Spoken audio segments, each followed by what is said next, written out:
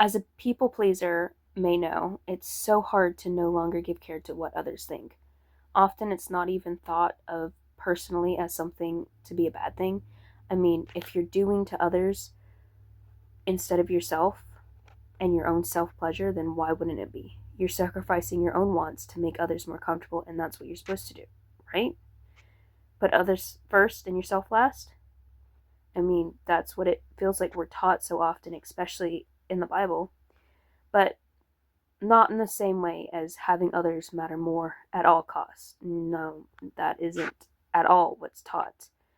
When we make it a habit of constantly putting others first, even without thought, then it can quickly lead into our desires of their approval becoming paramount for our own satisfaction. And as a people pleaser, I'm sure many of you can relate to that. It can make us begin to make choices God isn't even asking us to. They might not always be directly seen as choosing others over God, yet when we don't keep in check, it might even end up being so.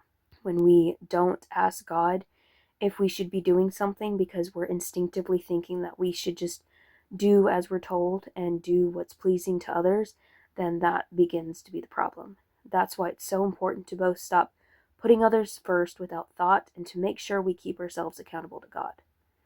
Asking ourselves what He would want, asking Him, it's good to do for others, but when it comes to the point of no forethought, it can be dangerous, especially when it's our fear of discomfort and displeasure of someone else. We just have to be so careful. We should be kind and considerate of others, yes, but that doesn't mean that we stop being kind and considerate to ourselves and of God.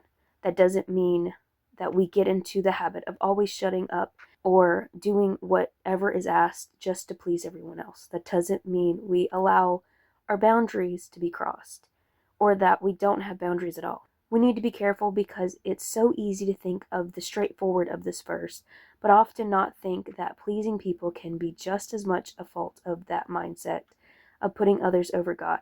Even more so dangerous because we might not think we're doing so, but when you're always worried about others' opinions, even when you don't think you are, we need to do a double take of why we allow ourselves to constantly put others first.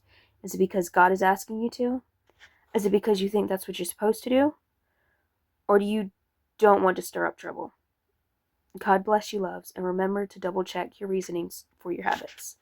Because even though some might seem like good ones to have, we need to double check both with ourselves and with God to make sure that those habits that might seem good aren't really something taking root that is twisting things that shouldn't be.